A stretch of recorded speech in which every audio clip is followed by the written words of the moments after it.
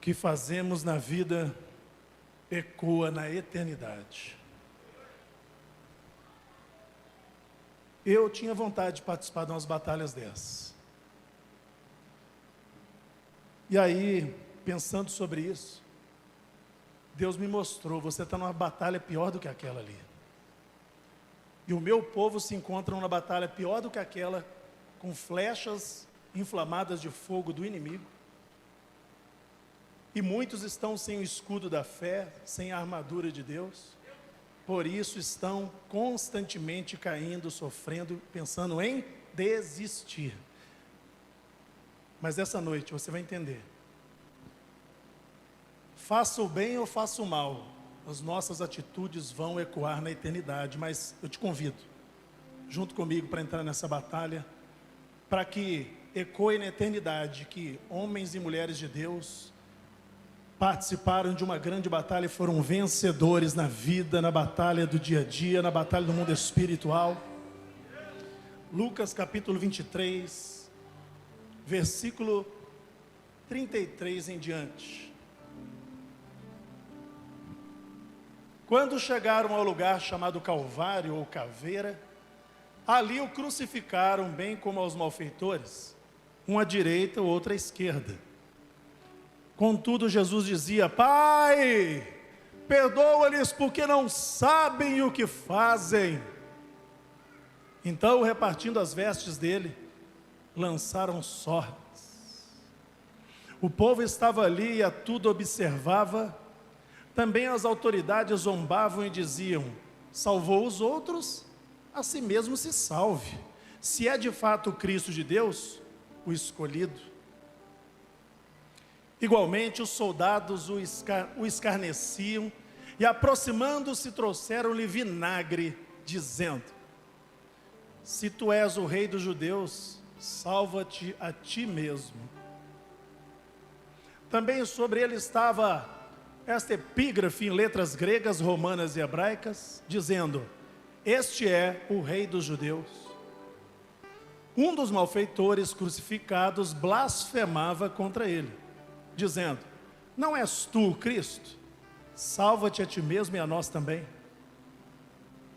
Respondendo-lhe, porém, o outro repreendeu, dizendo: nem ao menos temes a Deus, estando sob igual sentença? Nós, na verdade, com justiça, porque recebemos o castigo que os nossos atos merecem, mas este nenhum mal fez. E acrescentou: Jesus, lembra-te de mim quando vieres no teu reino. Jesus lhe respondeu: em verdade te digo, que hoje estarás comigo no paraíso. Qual era a situação daquele dia? Páscoa, uma festa que os judeus saíam de vários países para se reunir em Jerusalém, lembrando do grande milagre que Deus realizou, tirando o seu povo do Egito, trazendo o seu povo para a liberdade. Só que aquele que arrastou multidões, agora estava sendo arrastado de um lado para o outro, seu sangue se espalhava, suas costas dilaceradas, com nervos, com ossos aparecendo de tão profundos os cortes nas suas costas. Ele antes arrastou multidões, agora estava sendo arrastado e julgado de um lado para o outro. Ele é levado até Pilatos, e Pilatos então, olhando para ele, percebe que ele era inocente, e ele, numa atitude de isentão, de isenção, lavou as suas mãos e disse: ó, eu lavo as minhas mãos do sangue desse homem justo, esse homem inocente. E ele então coloca e abre uma votação popular. Vocês vão escolher. Está aqui Cristo, Yeshua, chamado de Hamashia, o Messias. Está aqui Barrabás. Interessante, pastora Ana, que Barrabás também se chamava Jesus. O vilão Barrabás era Jesus também o nome dele. Só que a Bíblia cita Barrabás. E o povo, aquele povo, alguns ainda arrotando peixe e pão do Sermão da Montanha, gritaram: crucifica Jesus, soltem Barrabás. E ele então começa a sua via crucis. Ele começa então aquele caminho da crucificação, um tempo de humilhação, onde ele era cuspido, jogavam coisas nele, chutavam, os soldados espremiam para o povo não ficar perto dele, ele carregava um madeiro pesado nas suas costas até chegar ao Monte Caveira, ao Calvário, lugar de humilhação, lugar dos malditos serem crucificados. E quando ele é colocado lá, curiosamente eram 3 cruzes. De um lado, um malfeitor, de outro lado, outro, e ele estava no centro. E nós vamos ver hoje que desses 2 malfeitores, os 2 na mesma circunstância, na mesma situação, no mesmo dia, no mesmo lugar, cada um resolveu tomar um rumo na sua vida. Um resolveu se arrepender e o outro continuou com o seu orgulho. Por que Jesus ficou no meio? E no meio de 2 homens?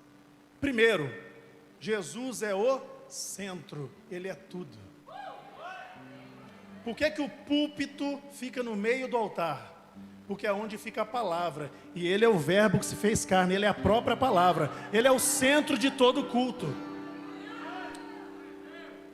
As igrejas estão deixando de ser cristocêntricas, tirando Jesus do centro, estão se tornando antropocêntricas. O que é antropocêntrica? É igreja voltada para o homem, a igreja que quer agradar o homem, que não fala a verdade, que não fala de pecado, que não fala que o inferno existe, e Jesus falou muito do inferno. Aquela igreja que agrada a todos, quer agradar a todos, porque o centro virou o homem, onde as músicas o tempo todo são: olha para mim, me abraça, me beija, e não se fala mais nas músicas da glória dele, exaltando a sua palavra e a sua glória. Mas você pode perceber, você está numa igreja que Jesus é o centro. Jesus é o centro. A ele toda a glória. E Jesus está no meio de 2 homens, porque ele é o justo juiz. Ele hoje é o nosso advogado fiel, mas ele é o juiz que vai julgar as nações, julgar todos os homens. Você e eu seremos julgados por ele. Mas a boa notícia é, se você já está em Cristo Jesus, nenhuma condenação há para você. Você é a justiça de Deus em Cristo Jesus aqui na terra. Ele foi para a cruz. As pessoas se enganam achando que ele foi porque alguém jogou ele lá, alguém colocou ele lá e falou assim: ninguém tira a minha vida, eu vou dar a minha vida. Ele não foi lá, ele podia ter fugido para outro país, ele ficou lá sabendo que seria crucificado. Tem problema, eu dou a minha vida por amor a muitos, amor a todos. Jesus Cristo, Yeshua, Hamashi, o Alfa, o Ômega, ele é a única esperança de salvação para o homem. Suas obras não vão te salvar, a sua fama, seus atributos religiosos, o seu conhecimento da Bíblia, nada disso te salva. Só ele, pela graça, pode te salvar.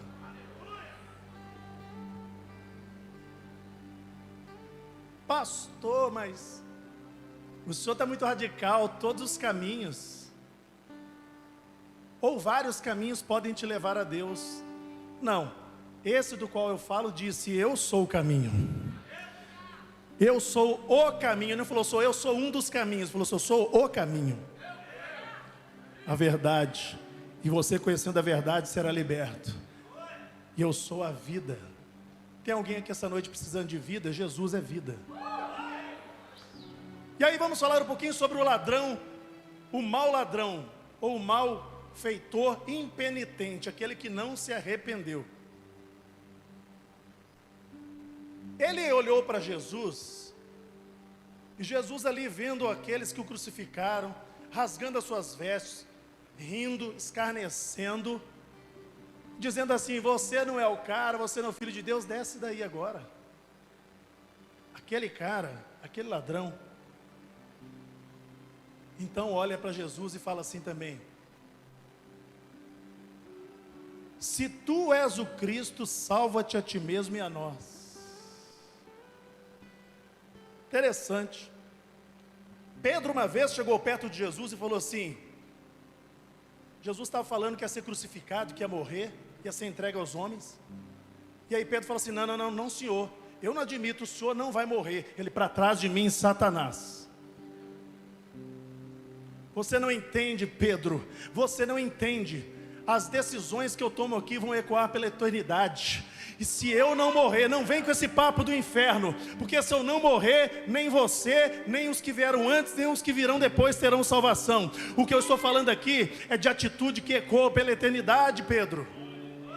E aí lá na cruz o diabo usa a boca das pessoas lá embaixo. Ei, você não é o filho de Deus, desce daí. E aí numa última tentativa, o diabo usa a boca do ladrão que está do lado dele para dizer: salva-te a ti mesmo e salva nós. Porque o homem que está distante de Deus, ele busca a salvação por méritos próprios. E aí Jesus fica só olhando para ele. E ali aquele ladrão, aquele malfeitor, perdia a sua última oportunidade de salvação. Ele sabia que ia morrer. Sabe, gente? Você vai à igreja, lê Bíblia, o marido é crente, a esposa é crente, mas você ainda está recusando Jesus e endurecendo o seu coração. E eu tenho que te dizer algo agora. Cuidado, hoje pode ser a sua última chance de tomar uma decisão que vai mudar a sua eternidade.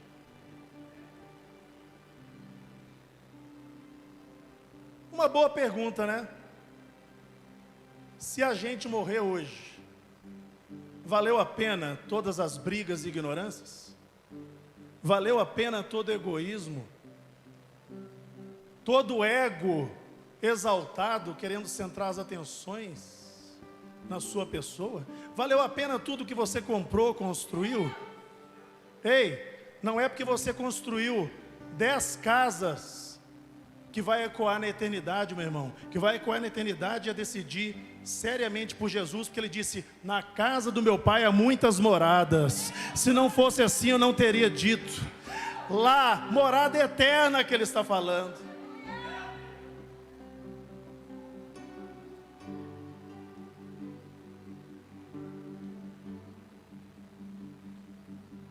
Esse homem fez um pedido contrário que Jesus nunca ia atender. Desce daí, se salva, para de pensar naquele povo na quadrangular São Joaquim em 2022, se salva dessa cruz, e me salva também. Mas a salvação passa sempre por 3 lugares e não há outro caminho. A salvação passa pelo Calvário, pela cruz e pelo sangue. Fala comigo, salvação passa pelo Calvário, pela cruz e salvação e sangue. Só para você ter uma análise, não foi fácil. Calvário é lugar de pessoas condenadas, os piores. Era a pior condenação dos romanos para qualquer homem, o pior dos crimes. Era o lugar de malditos. A cruz em cima do Monte Caveira era exposição pública dos malditos ali crucificados. E sabe, toda vez que alguém oferecia um cordeiro em sacrifício ao Senhor, o sangue do cordeiro era derramado para perdão temporário de pecados. E aí o Cordeiro de Deus que tira o pecado do mundo vem para o perdão eterno. Ei, o sangue já foi derramado. O sangue já foi derramado. Se você recebe esse sangue na sua vida, não há condenação. Não há condenação. Deus sabe dos seus pecados, dos seus erros, e sabe o quanto você tem lutado para deixar isso de lado, para ter uma vida diferente. Ei! Glória a Deus. Deus, irmãos. As pessoas acham que Deus está procurando os mais santos. Quanto mais metido a santo, pior é o caráter. Quanto mais metido a perfeito, mais podridão debaixo do tapete.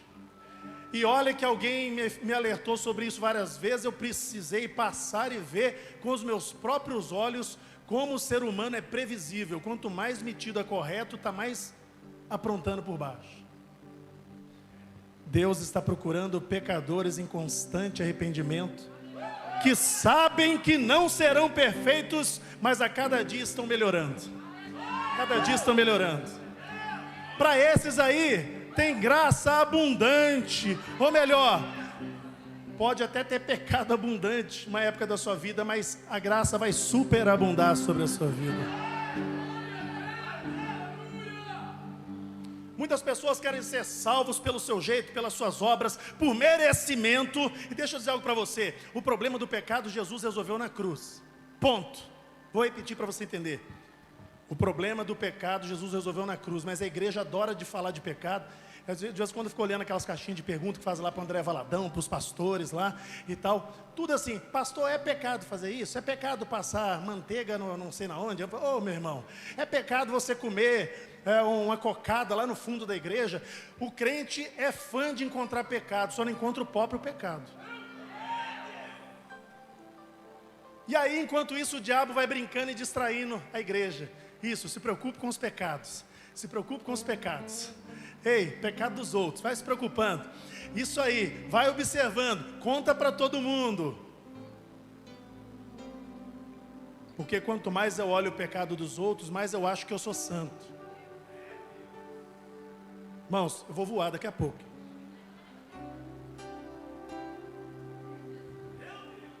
E aí que entra o pecado preferido de Satanás para a igreja: justiça própria. Eu, pelas minhas obras, consigo me salvar, porque eu jejuo mais do que você, viu, Elton? Eu oro mais que você, Marcelo. É muito poder. Irmãos, quando você começa a se achar o mais perfeito, o melhor, o mais santo, você está entrando num pecado que Jesus ainda não resolveu na cruz. Justiça própria, porque Ele subiu na cruz para fazer justiça para a sua vida. Quando você quer justiça própria, você está jogando no lixo a cruz onde Ele foi crucificado.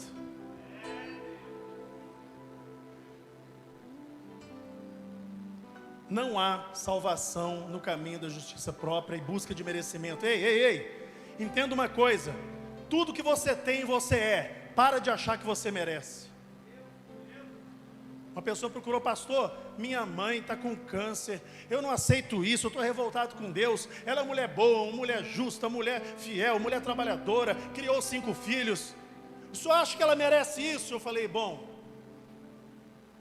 eu acho que não, ela merece coisa pior. Eu e você merecemos o inferno. Eu vou repetir para você entender e se colocar no seu lugar como eu estou colocando o meu. Eu e vocês, nós merecemos o inferno. Por isso Deus nos deu algo que não merecemos: a graça. Quando você admite que não merece, é que você recebe. Porque você admite que só Ele pode trazer, salvar, mudar, transformar a sua história.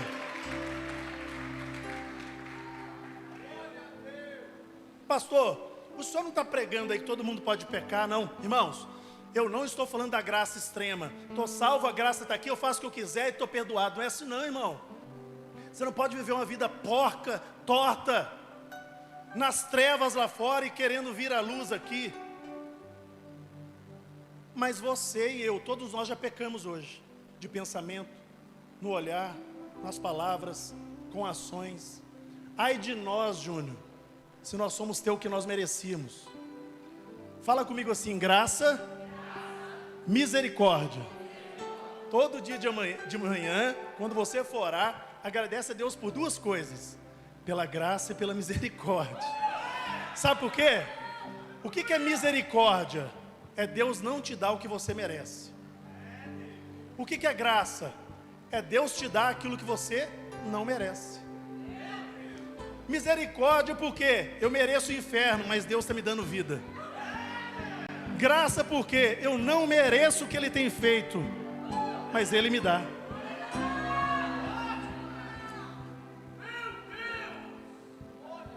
Aquele homem que estava ao lado de Jesus não soube aproveitar o próprio Deus do seu lado, falando, perdoando os homens que estavam à sua frente. Ele preferiu, pelo seu orgulho, pela justiça própria, falta de fé, agarrado a tradições e ao seu intelecto, ele preferiu abraçar o diabo no inferno. Mas aí vamos agora falar um pouquinho o malfeitor que reconhece o Salvador. Olha para essa cruz. Uma representa aceitação e a outra representa rejeição.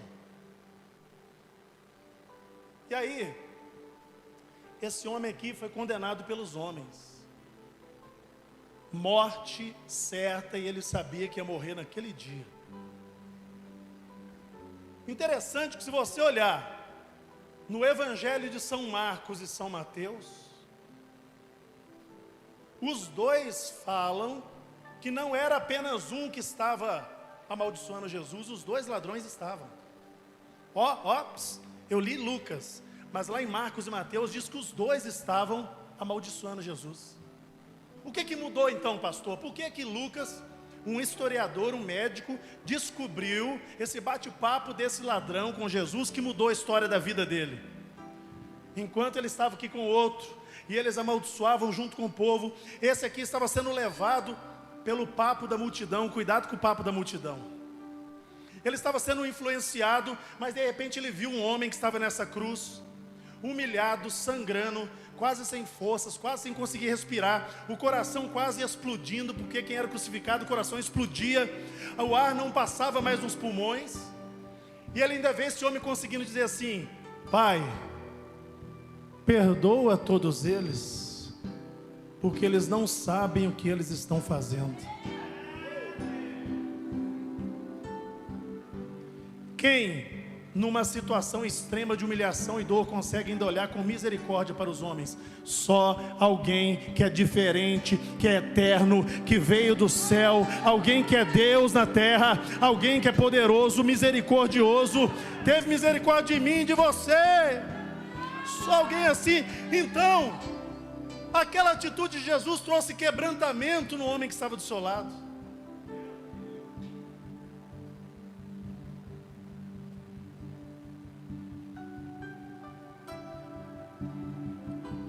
Na igreja, tem todo tipo de crente que você pensar.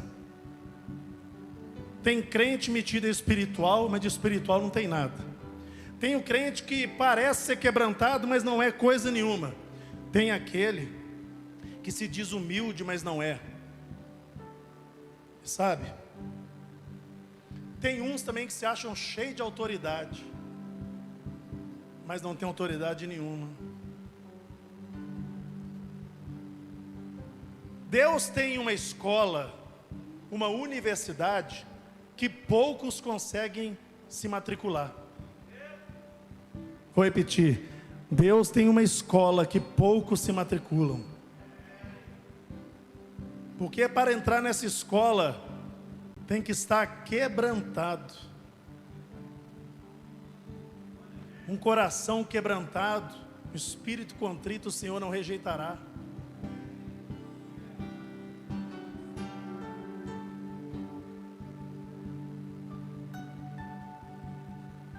Davi entrou na escola de Deus, e o instrumento que Deus escolheu para esmigalhar Davi e preparar ele para ser rei, cheio de poder e sabedoria, foi o rei Saul. Primeira pergunta que eu vou te fazer, presta atenção que eu só vou fazer uma vez. Quem aqui quer entrar para a escola de Deus? Você vai sofrer.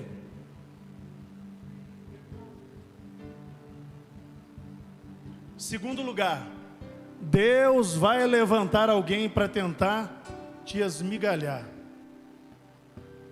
E você vai descobrir quais são os frutos do Espírito que tem na sua vida. Eu gosto muito de fruto do cerrado, araticum, jatobá, cagaita. Você tem um, vocês nem devem saber o que é, né? Eu gosto. A gabiroba. E quando eu pego uma fruta, às vezes ou na folha, no pé assim, eu gosto de esmagar aquela folhinha, cheirar. Eu pego fruta, eu gosto do cheiro. Sabe como é que você vai descobrir qual fruto do Espírito que está faltando na sua vida e os que você já tem?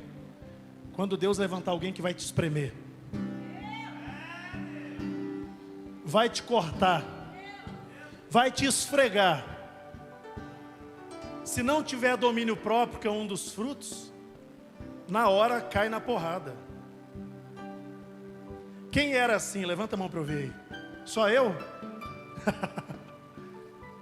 Fruto do Espírito: paz, amor, longanimidade, alegria, domínio próprio. Mas essa escola, ela traz sofrimento, porque você acha que Deus vai te dar de mão beijada um alto escalão, um alto lugar, todas as bênçãos que você pede, você acha que vai cair assim, igual chuva de bênção. Não. Tem gente aqui nessa igreja envolvida na liderança que está sofrendo ataques do inimigo. Bate carro, quebra moto, fica doente. A pastora acabou de vir aqui para a igreja. No dia que eu apresento ela como pastora da igreja, ela passou mal, foi parar no pronto-socorro de ambulância, pressão lá embaixo, quase morrendo, irmãos. Nunca aconteceu isso na vida dela. Pastora Cláudia. Algo assim inexplicável. Mas ei, isso é um bom sinal. Igreja que vai tudo bem é a igreja que o diabo bate palma. A igreja que ele ataca é a igreja que está botando fogo no inferno e queimando os demônios, queimando os seus planos. Ele já viu de tudo nesse mundo. Ele sabe onde você vai chegar, ele sabe onde nós vamos chegar, ele já viu onde vai dar isso aqui.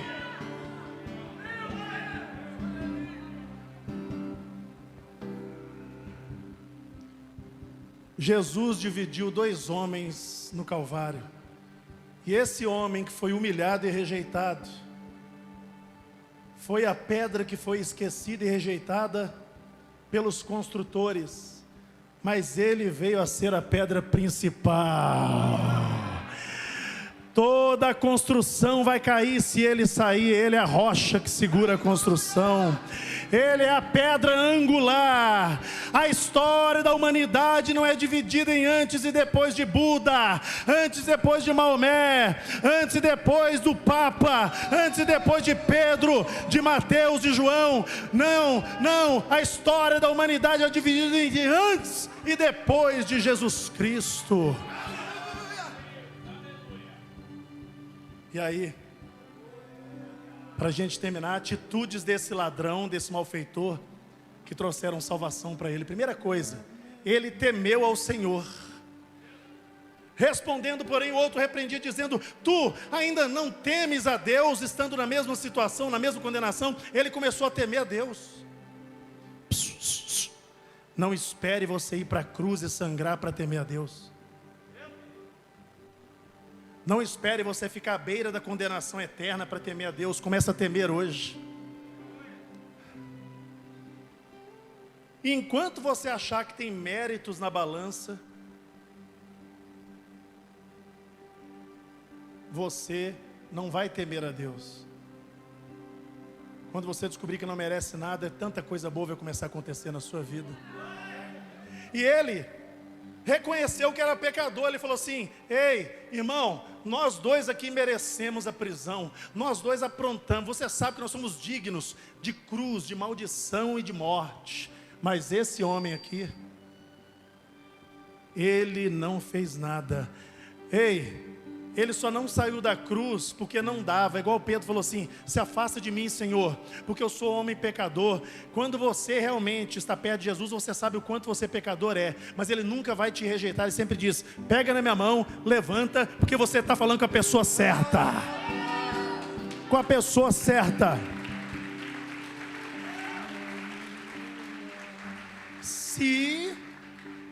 Se Deus me condenar ao inferno hoje, ele não vai ser injusto não, porque o salário do pecado é a morte.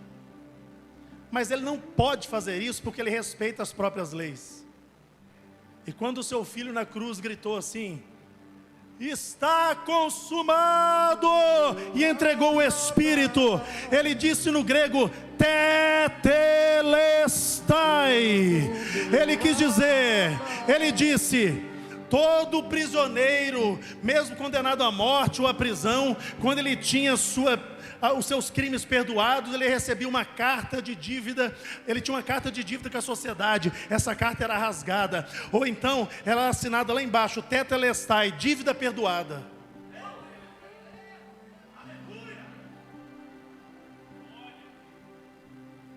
Toda dívida foi perdoada na cruz. Ele disse: Pai, agora eu posso entregar meu espírito. A dívida que a humanidade nunca conseguiria pagar, eu acabei de pagar por eles.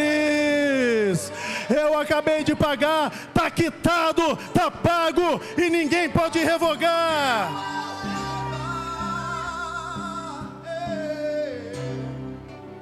E aí, ele reconhece que é pecador, reconhece que Jesus era inocente, e também reconheceu: Senhor, quando vieres, olha só, ele está olhando para um cara na cruz falando assim: quando o Senhor voltar na sua glória, dá para lembrar de mim?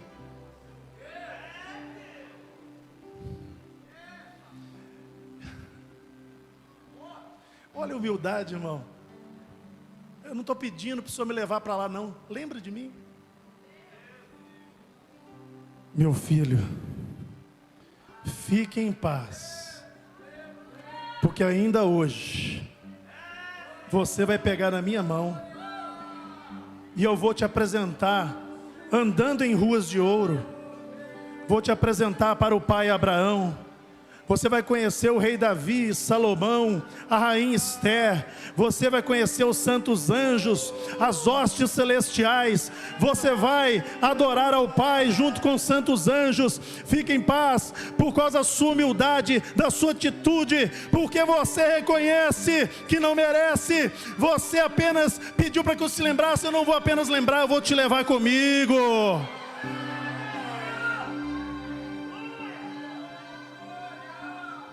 Eu vou ler um texto que eu recebi essa semana. Preste atenção, por favor. Estava lembrando a tragédia de Capitólio, e me veio à mente uma coisa: havia ali gente gritando para as pessoas que estavam nas lanchas: saiam daí, saiam daí. Ficou todo mundo distraído, rindo, tirando a selfie, tirando foto das águas. E olha que o tempo estava ruim, chuvoso, mas eles resolveram se arriscar mesmo assim. Tem gente que começa a cair uma chuva, não vem nem na igreja. Mas para se arriscar num lugar desse, vai debaixo de chuva, irmão. Hedonismo. Eu tenho que fazer tudo que me dá prazer. Isso não é de Deus. É assim que eu vejo o mundo hoje. Muita gente distraída, muitos brincando com perigo, brincando com pecado, brincando de ser crente. Estamos pregando, avisando para as pessoas o que vai acontecer. Ei, prometeram que ele viria, os profetas prometeram e ele veio. Ele aqui em pessoa disse: orai e vigiai, porque vocês não sabem a hora. Eu virei como ladrão na noite, eu voltarei. E o meu dia, o dia que eu voltar, será como os dias de Noé. As pessoas casavam, se davam em casamento, se reuniam. Jesus está querendo dizer o seguinte: que além dos pecadores que não recebem Ele como Salvador, vai ter muita gente fazendo muita coisa boa que vai afastar eles do céu. Casar é bom? É. Festa é bom? É. Você tem que ir. Mas viver uma vida só atrás das coisas boas, entretenimento, e deixar Deus de lado, pode te julgar no inferno. Estamos pregando, avisando. As pessoas estão brincando distraídas. Começamos 2022 igual a 2021, igual a 2020, igual a 2019, com tragédias, epidemias, mortes, natureza gemendo. Enquanto isso, a multidão segue brigando por política, querendo carnaval, lotando estádios de futebol e esvaziando as igrejas. A distração continua, e a parede de rocha prestes a esmagar a humanidade. Quem tem ouvidos, ouça o que o Espírito diz às igrejas. Não ouvi não, tá abrindo que brincar, tá saindo, ó. Aqui é pedação ali, vai cair. Vai cair. Gente, sai daí. Saindo lá. Mano do céu. Vai cair. Vai. Esperar o time, vai. Sai daí! Sai daí. Sai daí. Três é dois. Olha lá. Aqui, não. Uma boa. Tá caindo muita pedra. Segura um pouquinho aí, Kenneth. Fica filmando, você vai pegar o trem, vai cair. Vai cair esse Aqui, trem. puxa um pouquinho pra lá. Olha lá, olha lá. Olha lá. Vamos puxar, vamos puxar mais Estica ele, estica ele. Tá caindo pedra. ali, aqui, vai cá. Vai descer, olha lá. Ah. Sai daí, gente. Aí, ó. Aí, porra. Sai daí. Aqui, irmão. Aqui, irmão. Ô, irmão. Ô, velho. Ô, irmão. Puxa pra lá. Puxa pra lá, vai pra lá, vai pra lá. Vai cair. Nossa. Ô, motor. Puxa lá, velho. Puxa pra lá. Puxa. Puxa, viado. Agora.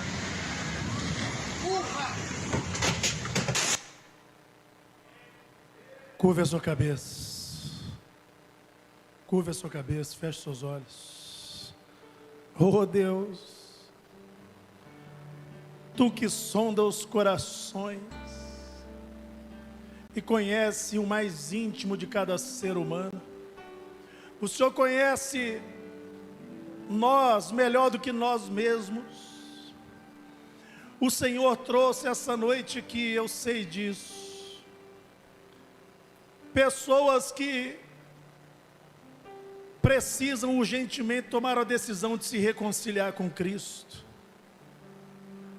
Eu sei que alguém que está aqui essa noite foi tocado pelo Espírito Santo para, com a sua boca, confessar Jesus Cristo como seu Salvador, mas primeiramente como seu Senhor, porque muitos recebem Ele como Salvador e vivem uma vida sem se preocupar com nada, mas quando eu aceito Ele como meu Senhor, eu sei que eu tenho que obedecer, eu sei que quando eu obedeço o meu Senhor, eu terei recompensas aqui na terra. Oh Deus, toca agora o coração desse homem, desse jovem, dessa mulher. Eu sei, esse jovem está aqui, esse homem está aqui, essa mulher está aqui. O tempo, nós estamos avisando o tempo está passando, as horas passam, eu não sei, pode ser o último dia dessa pessoa aqui na terra. Ela pensa que às vezes está livre, mas pode estar numa cruz, condenada a uma morte daqui a pouco. Ainda há tempo de reconhecer e reconciliar.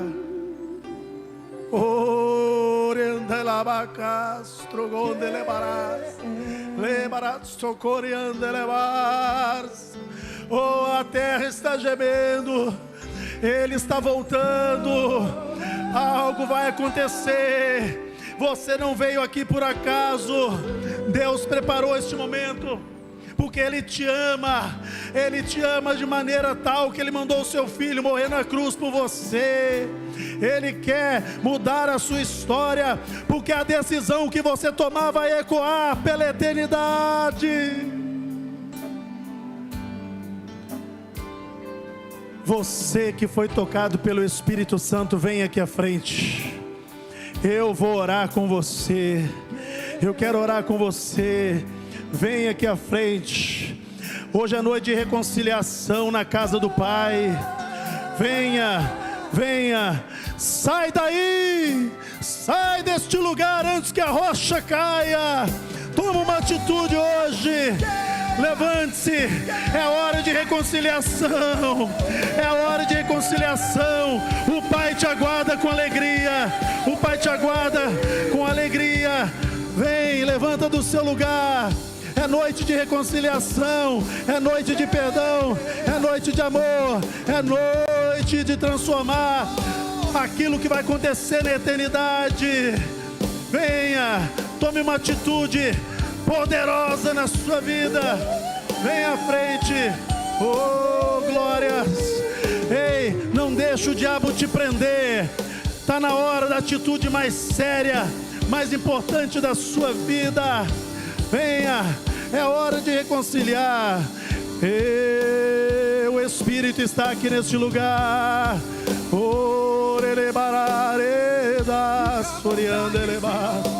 Glórias, glórias. Ei, é momento. Venha, venha. Você não veio aqui por acaso. Ele preparou este momento para te receber. Essa igreja te recebe. Ei, busca essa presença maravilhosa. Noite de reconciliação. Oh, glórias. Venha, venha, venha. Quem te chama é o Mestre. Quem te chama é aquele que assenta à destra de Deus Pai. É aquele que vai te levar com Ele para viver a eternidade, a vida de honra. Vai governar sobre a terra com o próprio Jesus Cristo. Aleluia.